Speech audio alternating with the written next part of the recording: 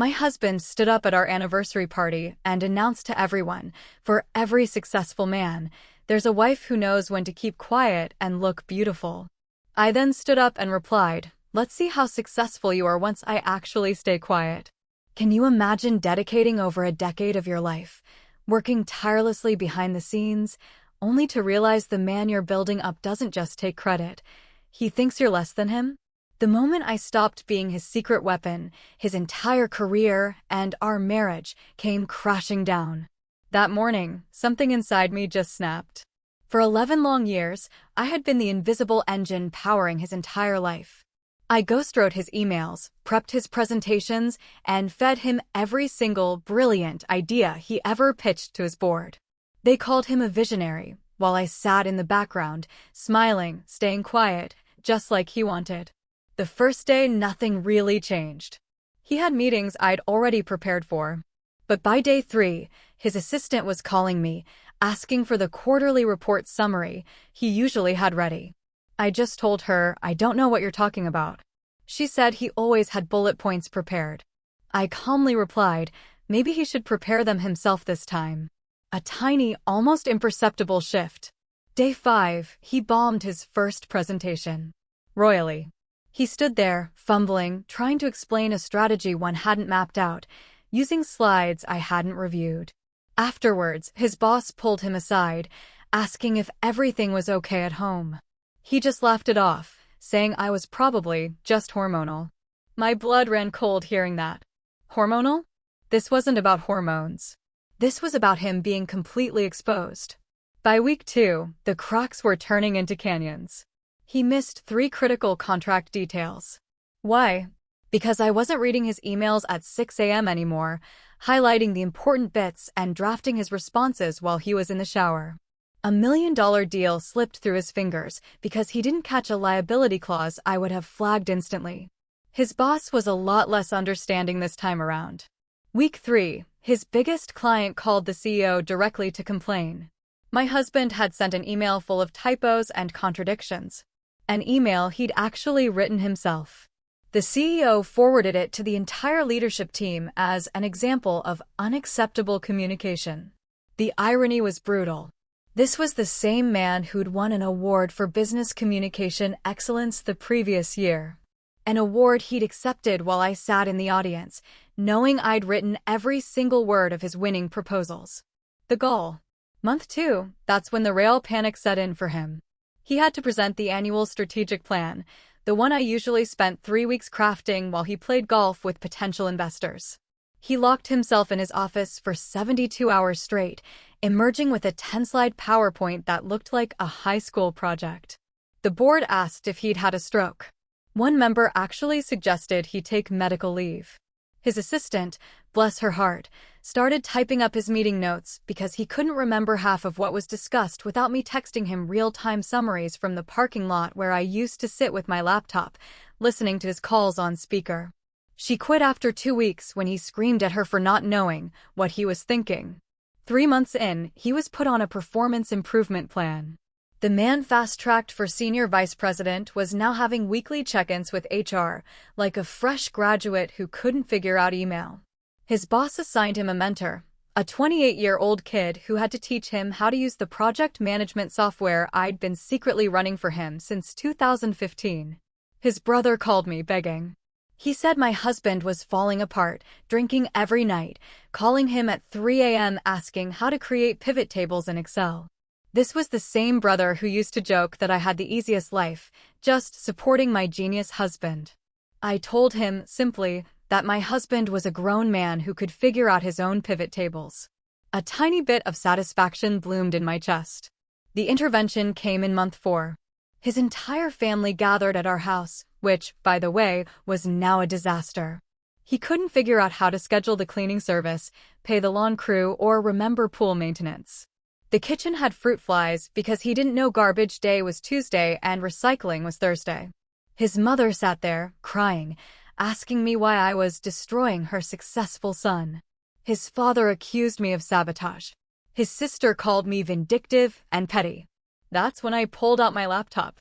I showed them 11 years of work. Every presentation he'd ever given, every email that had impressed his bosses, every strategy document, every analysis, every clever solution to a complex problem. All of it created by me. His mother picked up my laptop with shaking hands and started scrolling. I watched her face change, from angry red to confused pale to something that looked like she might be sick. She clicked on a presentation from 2019, the one that got him promoted to director. Her eyes scanned the document properties at the bottom of the screen. My name as the creator, my computer as the origin, timestamps from 2 a.m. when I was working on it while he slept soundly beside me. She opened another file, then another, each one showing the same. 11 years of undeniable evidence that her genius son was actually just good at taking credit. His father leaned over her shoulder, his jaw tightening as he realized what he was looking at. His sister went quiet in the corner, staring at her brother like she was seeing him for the first time. His father closed my laptop with more force than necessary and looked around the room. "We need to talk about this privately," he said, "just family." Old, familiar anger surged through me. "I am family," I stated, my voice steady despite the tremor in my hands. "I've been family for 11 years, and I'm done with private conversations where everyone pretends I'm the problem." His mother started to say something about this being between their son and me, but I cut her off. "You're the one who gathered everyone here to tell me I was destroying him," I reminded her. "So now you get to hear the truth about what I was actually building for him all these years." His father's face went red, but he didn't say anything back. And I realized in that moment, this might have been the first time I'd ever directly disagreed with him without my husband there to smooth things over. His brother stood up and pulled my husband into the kitchen. I could hear them through the doorway, their voices growing louder. "Why did you never mention she was doing all this?" the brother demanded. My husband's voice grew defensive. "She's making it sound worse than it was. She just helped me organize my thoughts sometimes." His brother's voice rose again. "Helped? Does helping mean writing every single word?" My husband sputtered. "She's exaggerating.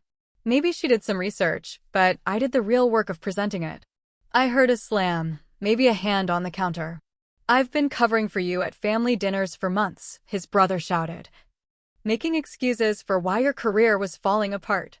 "And now I find out it's because you're actually incompetent without your wife doing your job for you." My husband mumbled something I couldn't quite catch.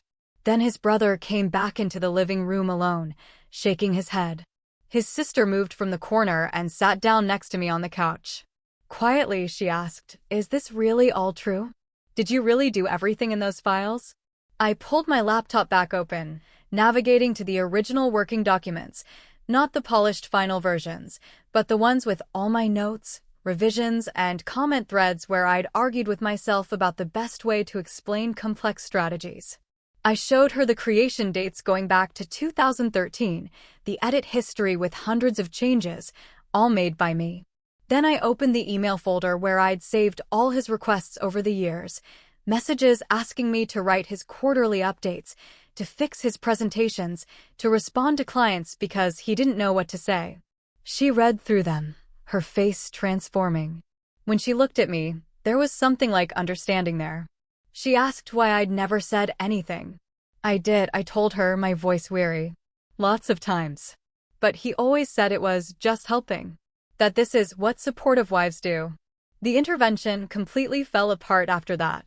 His mother started crying, saying she should have noticed something was wrong, but she thought he was just stressed. His father got angry, and I honestly couldn't tell if it was at me for revealing everything or at his son for lying about his abilities for over a decade. The brother sank heavily into an armchair, head in his hands. His sister tried to ask him why he let this happen, but he just sat there on the other couch, getting smaller somehow, physically shrinking under the weight of everyone finally seeing the truth. His mother asked if he had anything to say. He opened his mouth, but nothing came out. His father stood up and said they needed to go, to process this. Suddenly, everyone was gathering their things, heading for the door. Nobody looked at me as they left. Nobody looked at him either. After they left, the house felt eerily quiet. He tried to talk to me, but I was so tired, I could barely stand.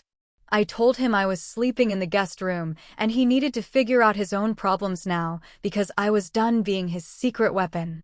He asked what he was supposed to do. I repeated the same thing I told his brother about the Excel tables. You're a grown man who can figure it out yourself. He followed me upstairs, asking me to just talk about this, but I closed the guest room door and locked it. I heard him standing outside for a while before his footsteps finally moved away. The next morning, the house was empty. His car was already gone. He'd left for work without a word, without trying to talk about last night. There was a note on the kitchen counter next to the coffee maker. His handwriting was messy, like he'd written it in a hurry. It said, "Please just help me with one more presentation, just this once, and then we can talk about everything else later." He promised it was the last time, that he just needed to get through this one meeting, and then he'd figure out how to do it himself. I read the note twice. Then I walked over to the trash can and threw it away. I was done with just one more time, and we'll talk later, and I promise I'll change. I pulled out my phone and scrolled through my contacts until I found Natalie's number. We were roommates in college, back before I met my husband. Back when I still thought I was going to have my own career. She'd been telling me for years that I should use my skills for something besides making my husband look good. I called her. She answered on the first ring, like she was waiting. "I've been waiting for this call for 10 years, she said, and I laughed, even though I wanted to cry. I finally stopped helping him, I told her. She didn't ask what happened. She just asked, "What do you need?" Natalie works in corporate consulting now, helping companies fix their communication problems and develop strategies. Firms are desperate for people who can do what you do, she told me. People who can do strategic thinking, clear communication, and turn complex ideas into presentations that actually make sense. She rattled off 3 companies that were hiring right now, positions that would pay more than I ever imagined making. She asked if I could meet her for coffee that afternoon. I said yes before I could talk myself out of it. She gave me the name of a place downtown and told me to bring samples of my work, the real files, with my name on them. At the coffee shop, Natalie was already waiting at a corner table.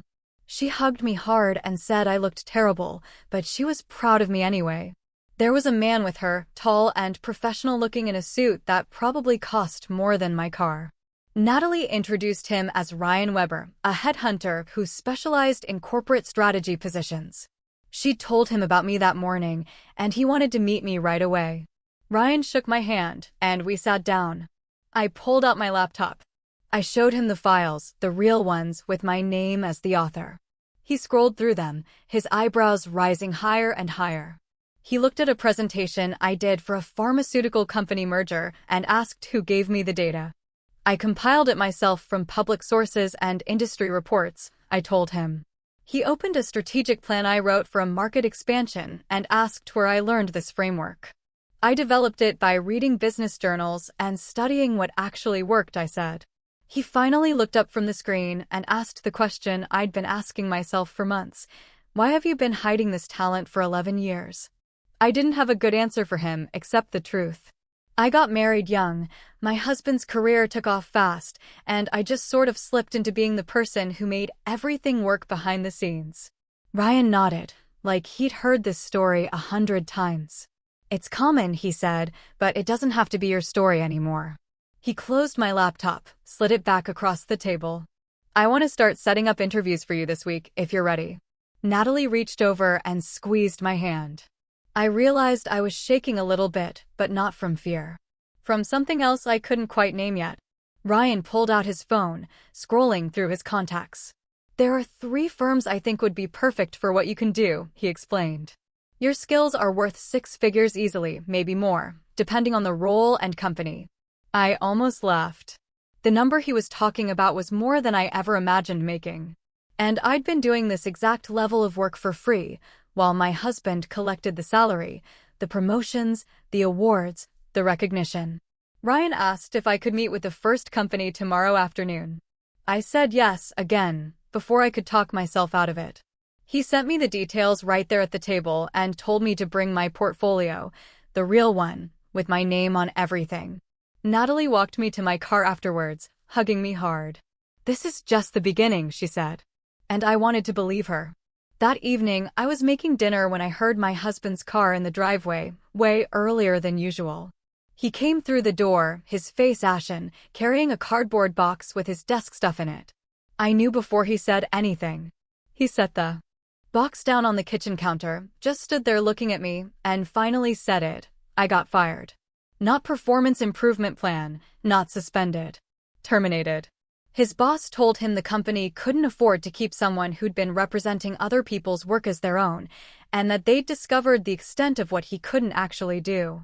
He was panicking now, pacing back and forth in the kitchen, asking me what he was supposed to do, how he was going to explain this to anyone. I felt a twist of guilt watching him fall apart, seeing him so lost and scared. But underneath it, I felt something else. This weird sense of relief. The truth was finally out in the open, where everyone could see it. He kept asking me what to do, and I realized he was still waiting for me to fix this somehow, to make it better, to tell him the next move. I took a breath. I met with a headhunter today, I told him calmly. I'm going to start interviewing for consulting positions.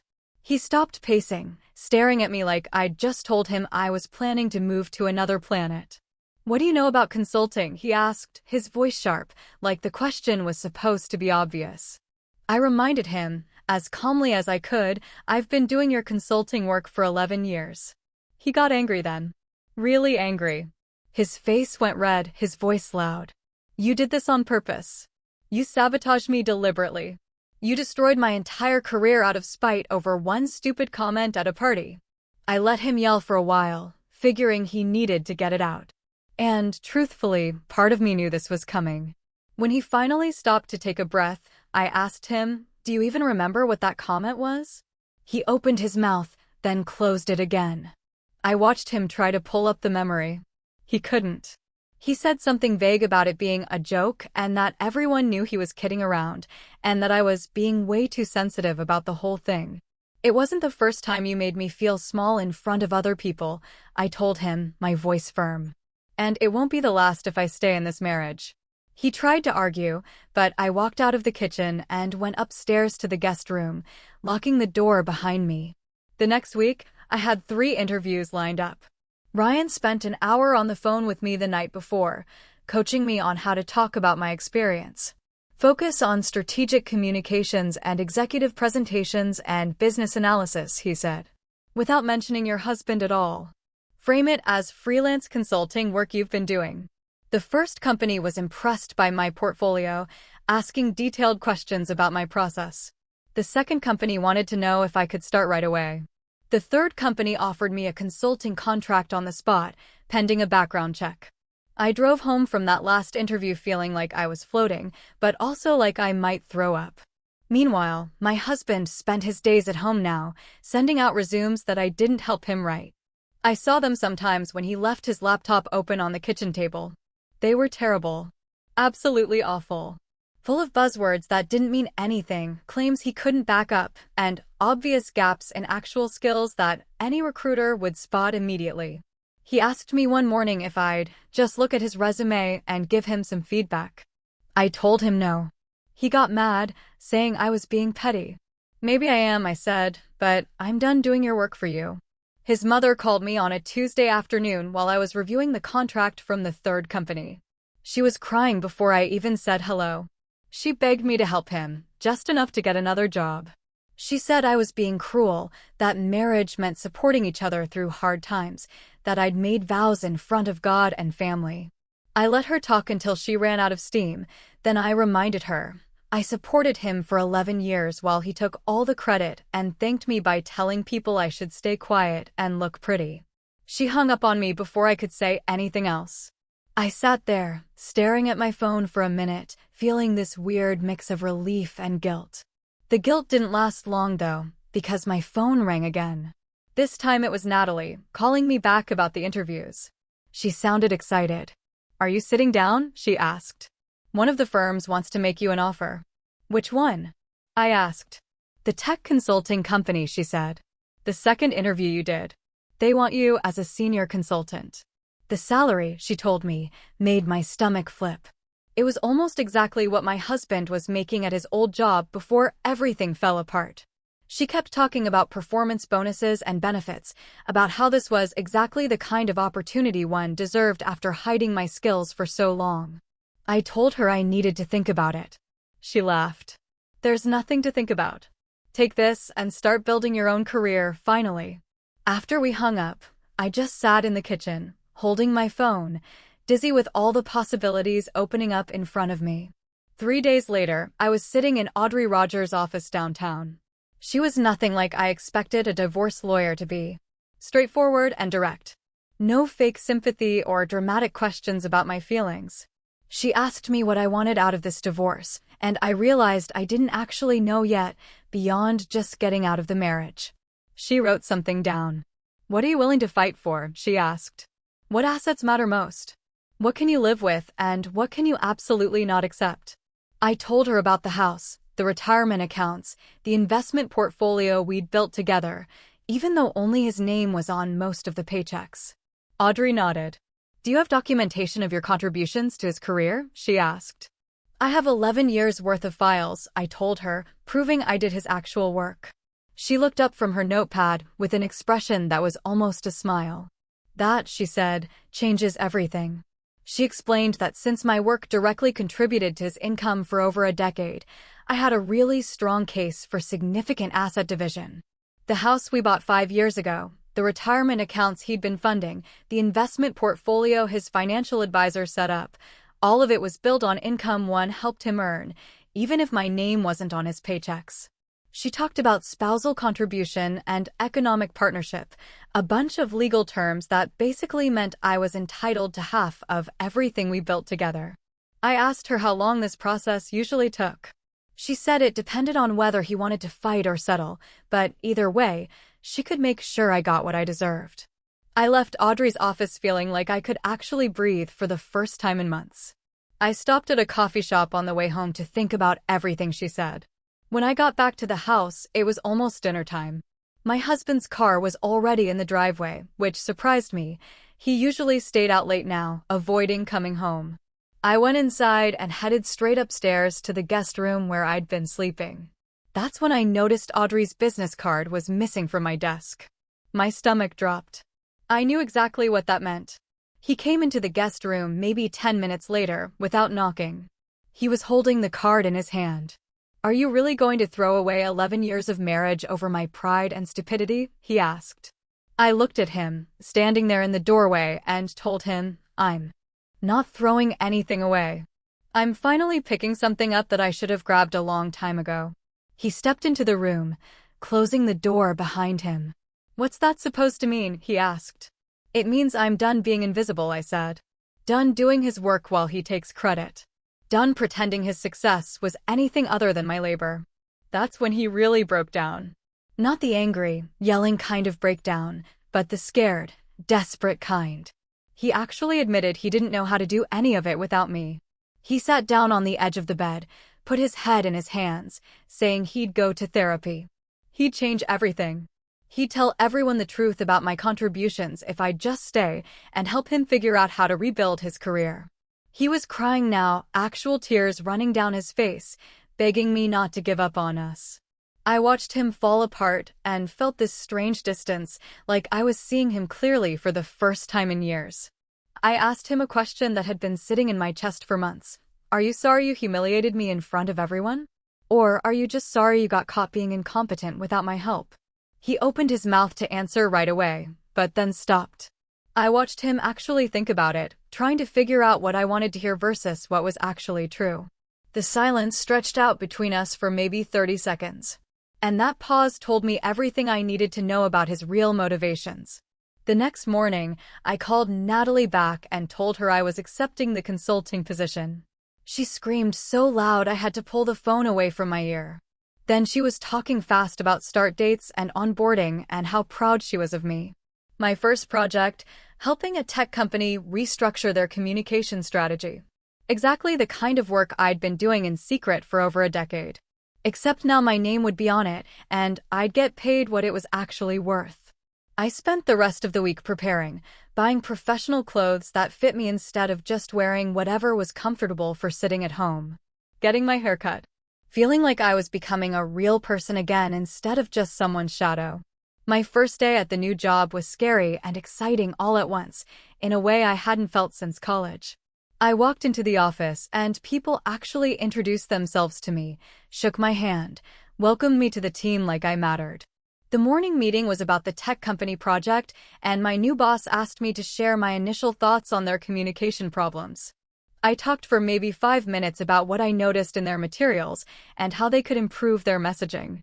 And people were actually listening, taking notes, nodding along like what I was saying made sense. After the meeting, 3 different people came up to thank me for my ideas. One woman asked if I could review her presentation draft later that week. I sat at my new desk, my name on a placard, my title printed on my business cards. And I realized I'd been invisible for so long that I'd actually forgotten what it felt like to be seen by other people as someone with value. That same week, my husband got a job offer.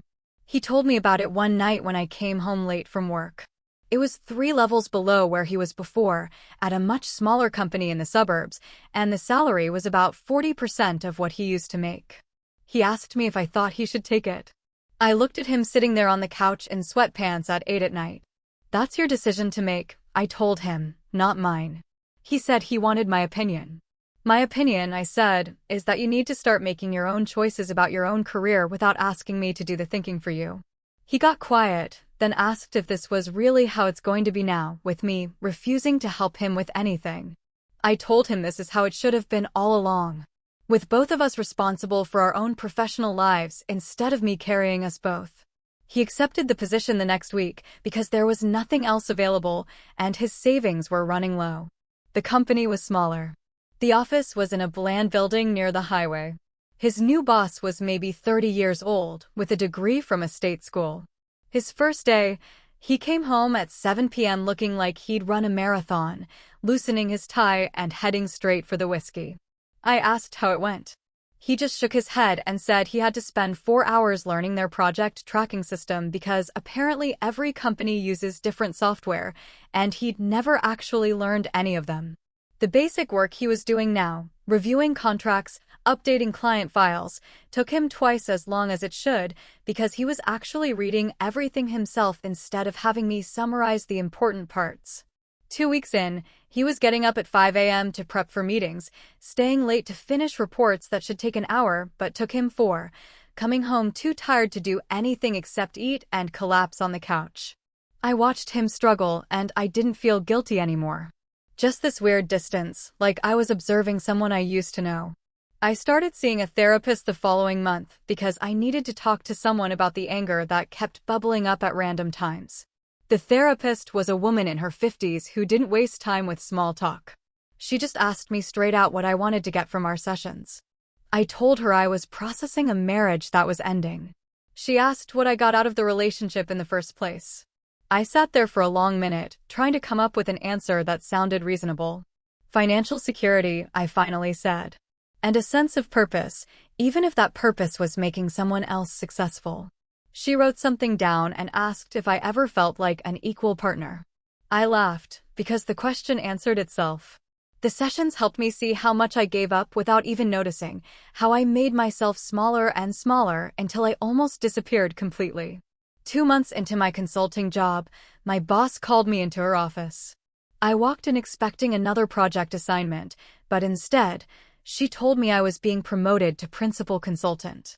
The title came with a significant raise and more responsibility, leading bigger projects and mentoring junior consultants. She said I was on track for partner if I kept performing at this level, that the firm saw me as someone with real leadership potential. I thanked her and walked back to my desk, feeling proud of myself in a way I never felt watching my husband accept awards for work I did. This was mine, earned by my actual effort and skill. Recognized by people who knew exactly what I contributed. The bonus check that arrived the next week was more money than I ever saw from any of my husband's successes. And it had my name on it. My husband found me in the kitchen one night and asked if we could try marriage counseling before I filed for divorce. He'd lost weight. He looked older somehow, and there was this desperate edge to his voice I'd never heard before. I agreed to 3 sessions, not because I thought it would save anything, but because I wanted to understand how we ended up here. The first counseling session happened on a Tuesday evening in an office that smelled like lavender and had too many plants. The counselor asked my husband to describe what I did for work now. He struggled, getting basic facts wrong, saying something about consulting but admitting he hadn't really been paying attention to the details. Then the counselor asked him to describe what I used to do for him. And he listed every single task in perfect detail: the presentations, the emails, the strategy documents, the research, the editing, all of it. The counselor let the silence sit there for a minute before pointing out that he knew exactly what I was worth when it benefited him, but couldn't be bothered to learn about my life when it didn't. My husband argued that he'd been stressed about his new job, that he'd been struggling to keep up, that he hadn't had the mental energy for anything else. The counselor wasn't buying it. She asked him how much time he spent asking me about my work versus talking about his own problems. He didn't have an answer for that. After the 3rd session, I told him in the parking lot that I was filing for divorce. He asked for more time. Said we were making progress. Said he was starting to understand what he did wrong. I told him I was done waiting for him to see me as an equal partner instead of a resource he lost access to. He stood there next to his car looking lost, and I drove away without looking back. Audrey filed the paperwork the following week. My husband hired Philip Stevens, some expensive lawyer his father was paying for. Philip immediately tried to argue that I wasn't entitled to half of everything since I wasn't employed during most of the marriage. Audrey came back with a flash drive full of files. Every single presentation, every email, every strategy document I created over 11 years. All with computer records showing I made them, timestamps proving when I did the work. Proof that his entire career was built on my brain. Philip's argument fell apart within days. I heard through Audrey that he told my husband's father this was going to be an expensive divorce if they kept fighting the obvious truth. 2 weeks later, his mother called and asked me to come to their house for a family meeting. I almost said no, but something in her voice sounded different, less accusatory, more tired. So I agreed to drive over on Saturday afternoon. The house looked the same as always, perfectly maintained lawn, expensive cars in the driveway. But when I walked in, everyone was sitting in the living room looking uncomfortable. His father was in his usual chair. His mother was on the couch next to my husband, who looked like he hadn't slept in days. His brother and sister were standing by the fireplace. His mother started by saying they'd all been talking, and they think maybe we should consider working things out now that we're both employed and things are more equal. His father added that divorce is a big decision, and maybe we rushed into it, that every marriage has rough patches. My husband looked at me with this hopeful expression, like he thought I might actually agree. I sat down in the chair across from them and took a breath before explaining that this wasn't about us both having jobs now. It's about 11 years where he had everything and I had nothing. Where my work built his reputation while he told people I should stay quiet and look pretty. I told them he never acknowledged any of it until his career fell apart and he had no choice. That he didn't suddenly respect me when I got my consulting job. He just got scared when he realized I didn't need him anymore. His sister surprised everyone by nodding slowly. I get it, she said. I've been thinking about all those years of family dinners where he talked about his accomplishments and nobody ever asked what you did all day. His mother started to argue, but his sister cut her off.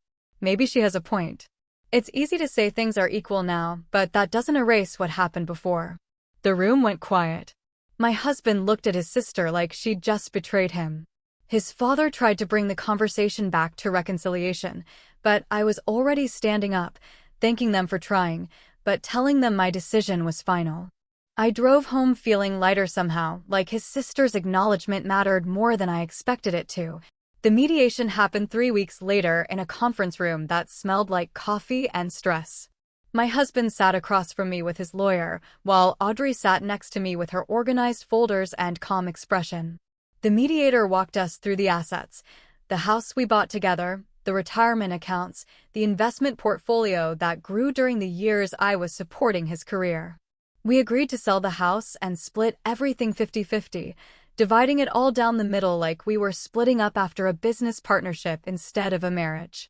My husband's lawyer tried to bring up alimony, arguing that since I was making more money now, I should help support him during his transition to a lower-paying job. Audrey shut it down immediately, pulling out documentation of all the work I did that built his career, pointing out that I supported him for 11 years without any compensation while he collected the salary and benefits. The mediator agreed that alimony didn't make sense given the circumstances, and my husband's lawyer backed off. We signed the initial agreements and scheduled the final paperwork for next month. Walking out of that building, I felt exhausted but relieved, like we were finally untangling 11 years of my life being wrapped around his. For months after the anniversary party, I sat in Audrey's office and signed the divorce papers. My husband sat across the table, looking smaller than I remembered, older somehow, like the weight of actually being responsible for himself finally settled on his shoulders where it belonged. He signed his part without looking at me, and we were done. The mediator stamped everything and filed it with the court. I walked out into the parking lot and sat in my car for a few minutes, just breathing, processing the fact that I was actually divorced now, that the marriage was legally over. I drove to work and threw myself into a client presentation, pushing the morning's events into a corner of my mind to deal with later. The condo I found was downtown, 20 minutes from my office, smaller than the house, but it was mine. I signed the lease and moved in over a weekend, hiring movers to bring my furniture and boxes from storage. The place had big windows and hardwood floors, and I decorated it exactly how I wanted, hanging art I actually liked instead of the boring corporate stuff my husband preferred. I organized the kitchen my way, set up my home office in the second bedroom, arranged everything without having to consider anyone else's opinion or needs. Living alone felt strange at first, too quiet. But then I realized the quiet was peaceful instead of tense. I wasn't managing anyone else's schedule or cleaning up after someone who couldn't figure out how to load a dishwasher. It was just me and my stuff and my space. Natalie showed up on moving day with wine and takeout containers. We sat on my new couch, surrounded by half-unpacked boxes, and she raised her glass, saying she was proud of me for finally choosing myself. The words hit me harder than I expected, because that's exactly what this was. Not revenge or spite or punishment. Just me finally putting myself first after 11 years of making him the priority. We drank the wine and ate the food and talked about everything except my ex-husband, planning a trip we wanted to take and discussing Natalie's latest work project. She left around midnight, and I fell asleep in my new bedroom feeling more content than I had in years. 6 months into my job at the consulting firm, my boss called me into her office. I walked in expecting another project assignment, but instead, she told me I was being promoted to principal consultant. The title came with a significant raise and more responsibility, leading bigger projects and mentoring junior consultants. She said I was on track for partner if I kept performing at this level, that the firm saw me as someone with real leadership potential. I thanked her and walked back to my desk, feeling proud of myself in a way I never felt watching my husband accept awards for work I did. This was mine, earned by my actual effort and skill, recognized by people who knew exactly what I contributed. 3 weeks later, I was grabbing coffee before work when I saw my husband's brother in line ahead of me. He turned around and recognized me, his face going through several expressions before settling on something apologetic. We ended up sitting at a corner table with our drinks, and he told me he was sorry for not seeing what was happening, that he'd talked to his brother recently and realized how bad things actually were. He said my ex-husband was struggling but learning, working at their father's company now and slowly figuring out how to do basic tasks without help. He asked if I was doing okay. I told him honestly that I was doing better than okay, that I was actually happy for the first time in years. He nodded and said he was glad, that I deserved to be happy. We finished our coffee and parted ways on friendly terms, and I realized I didn't feel angry at him anymore, just relieved that at least someone in that family understood. 8 months after the anniversary party, I was sitting in a client meeting when my phone buzzed with an email from Audrey. The subject line said, "The divorce is finalized, officially processed by the court, completely done." I felt this enormous weight lift off my shoulders that I didn't even realize I was still carrying, like I'd been holding my breath for months and could finally exhale.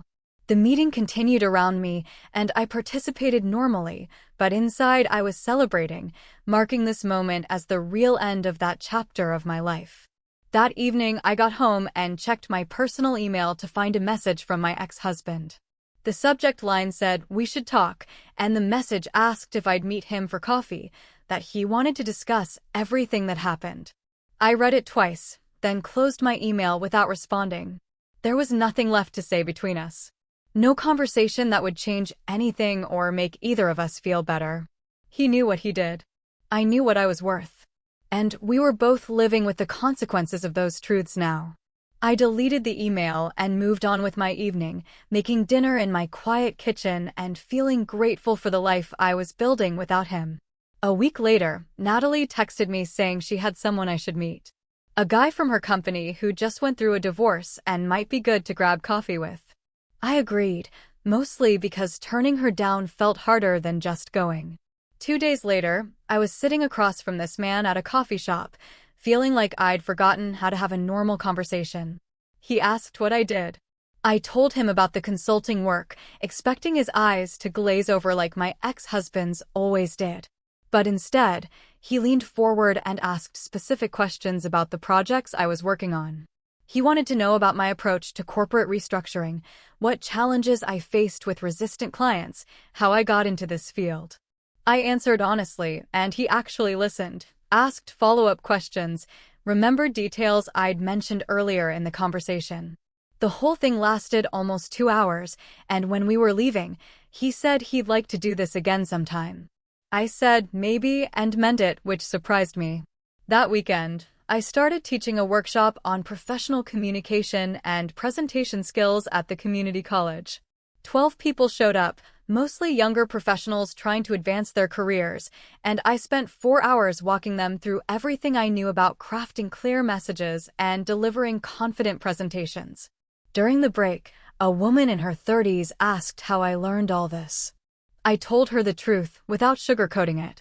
I spent 11 years doing this work for someone else, making him look brilliant while I stayed invisible.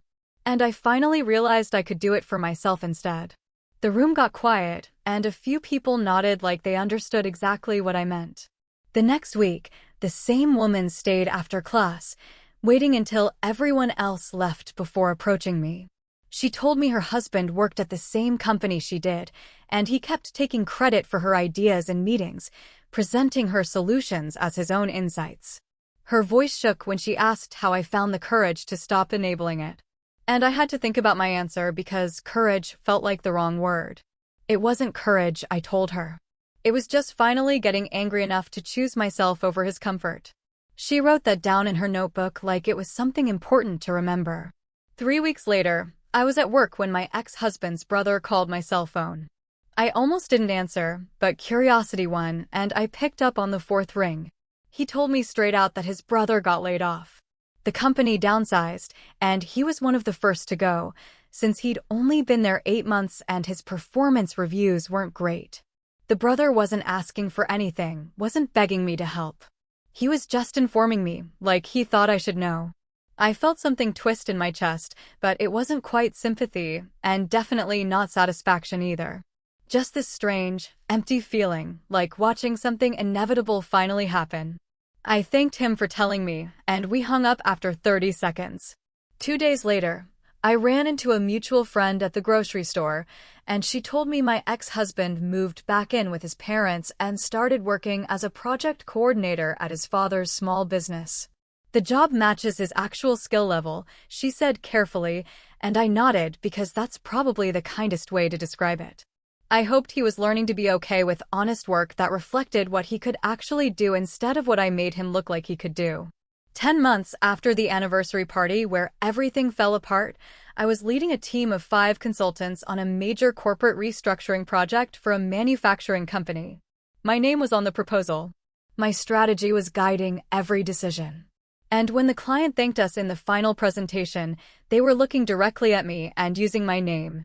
One of my team members sent me a message afterwards saying it was inspiring to work under someone who actually knows what they're doing, and I saved that message because it meant more than any award my ex-husband ever accepted for my work.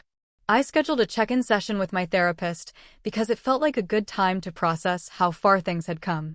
She asked if I felt vindicated now that my ex-husband's real abilities were public knowledge and his career matched his actual competence.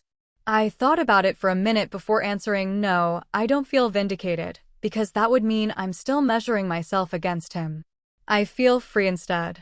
Finally, past the point where his success or failure has anything to do with my worth. She smiled and wrote something in her notes and told me, that's real growth. My year-end bonus came through, bigger than I expected, and I took myself to a jewelry store downtown.